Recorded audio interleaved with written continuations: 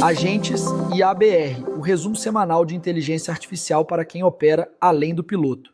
As movimentações que importam da semana. Esta semana teve um tema que conecta quase tudo que importou em inteligência artificial. O acesso ao modelo virou variável estratégica. Em poucos dias, a Anthropic e o governo dos Estados Unidos mostraram que podem decidir quem usa os modelos mais avançados e sob quais condições. Eu sou Bruno Machado.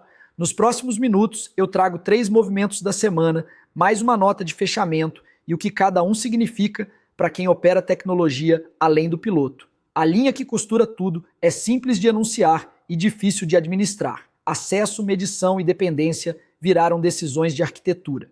O primeiro movimento foi a Anthropic lançar o Claude Fable 5, uma versão protegida do seu modelo Mythos. Parte das restrições tem justificativa clara de segurança, como limitar o uso para invasão de sistemas e armas biológicas. A parte que gerou reação foi outra. A empresa também restringiu o uso do modelo para construir tecnologia de inteligência artificial concorrente. No começo, a Anthropic degradou em silêncio o desempenho do modelo para quem era detectado pesquisando inteligência artificial. Depois da reação pública, passou a avisar quando fazia isso e manteve uma política de reter prompts e respostas por 30 dias. Logo em seguida veio o movimento maior. O Departamento de Comércio dos Estados Unidos tratou o Mythos e o Fable como tecnologia de risco para a segurança nacional e passou a exigir licença de exportação, inclusive para estrangeiros dentro da própria Anthropic. A empresa, então, desligou o acesso ao Fable no mundo inteiro. O efeito foi imediato. Em várias capitais, governos começaram a discutir soberania de inteligência artificial e como garantir acesso que ninguém de fora possa cortar. Essa leitura é do Andrew Ng, na carta desta semana no debate. Agora deixa eu dar a minha leitura como CTO. Plataforma só funciona quando a gente confia que ela vai estar lá amanhã com as mesmas regras. No dia em que a regra muda, sem aviso, quem construiu em cima para tudo e refaz a conta do risco. Eu já vi esse filme acontecer. E isso tem precedente claro. Quando os Estados Unidos apertaram o acesso da China a semicondutores, a China acelerou o próprio caminho. Quando a China mexeu nas terras raras, os Estados Unidos correram atrás de alternativa. Restrição de acesso sempre acende a corrida pelo plano B. Em inteligência artificial, esse interruptor acabou de ser ligado. Para quem lidera tecnologia, o recado cabe numa palavra: opcionalidade. Ter mais de um caminho de pé para qualquer capacidade crítica e saber o custo de trocar bem antes de precisar trocar.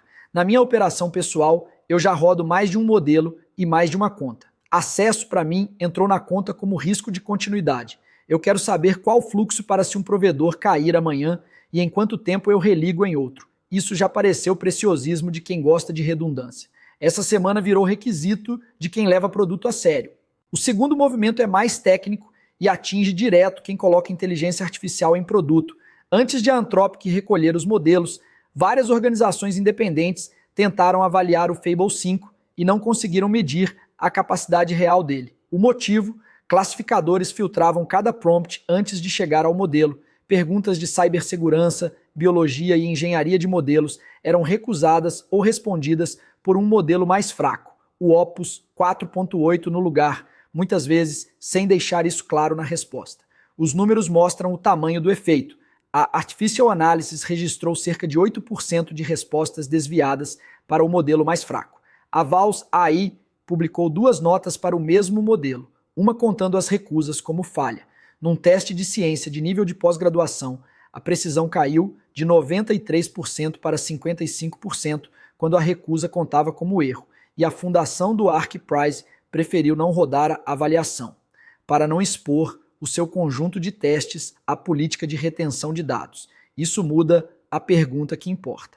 Por anos, a gente perguntou quão capaz é o modelo. A pergunta de produção agora é: quanto dessa capacidade chega ao usuário final depois dos filtros? Como CTO, eu leio isso como governança da IA que a gente coloca dentro do produto. O número bonito do benchmark descreve um modelo que, às vezes, o seu cliente nunca vai ver. E tem um detalhe que me incomoda de verdade. O modelo pode trocar de versão no meio da tarefa e anotar isso só num log lá no canto, longe da resposta. Quem olha só o resultado final nem percebe que o motor mudou. Na prática, isso muda a rotina. Escolher modelo deixa de ser um teste único no dia da decisão e vira acompanhamento contínuo do que o usuário recebe em produção, com controle humano onde dói e registro toda vez que a resposta veio por um caminho de exceção.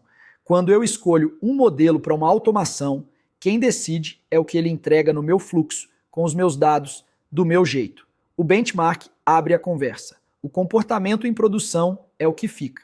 O terceiro movimento é uma resposta a esse clima. No meio da discussão sobre acesso, Satya Nadella, da Microsoft, publicou um ensaio sobre a importância de construir um ambiente saudável em cima da inteligência artificial de fronteira. Andrew Ng concordou publicamente com a tese.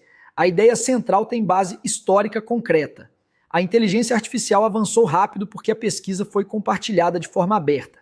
A própria virada recente começou quando um time do Google publicou abertamente o artigo dos Transformers, em vez de guardar o método para uso interno. A leitura é direta. Progresso depende de regras estáveis e de uma base comum em que muitos consigam construir ao mesmo tempo. Para mim, como CTO, isso vira decisão de arquitetura. Para quem toca produto digital, o recado prático é projetar para ter opção. Eu penso nisso em 3 escolhas de desenho. A primeira é substituibilidade. Montar o sistema de um jeito que trocar de provedor já seja uma operação prevista, com a camada de IA isolada atrás de uma interface estável. A segunda é reserva. Olhar modelo de peso aberto como plano B real e testado, que já existe antes de você precisar dele. A terceira é encarar dependência como escolha consciente, com o custo de saída na mesa desde o começo. Eu desenho as minhas esteiras para que a peça de IA seja trocável, o valor mora no desenho do processo e a ferramenta encaixa onde faz sentido. Quem entende isso ganha jogo de cintura quando a regra do outro muda. E essa semana deixou claro que ela muda mesmo. Para fechar, uma nota que conversa direto com tudo isso. Nesta semana, a NVIDIA lançou o Nemotron 3 Ultra, o maior modelo de peso aberto, já feito por um desenvolvedor dos Estados Unidos. São 550 bilhões de parâmetros no total, com 55 bilhões ativos por vez, numa arquitetura híbrida, pensada para tarefas de agente que rodam por muito tempo. A NVIDIA publicou os pesos, os dados de treino e as receitas, sob licença aberta. Em desempenho, ele é o melhor modelo aberto dos Estados Unidos no índice da Artificial Analysis, ainda atrás do chinês Kimi K2.6, e roda cerca de 3 vezes mais rápido que pares de tamanho parecido. Já vem ajustado para harnesses de agente abertos. E por que essa nota importa logo depois das outras 3? A conversa sobre soberania e substituibilidade fica no abstrato sem uma opção concreta na mesa.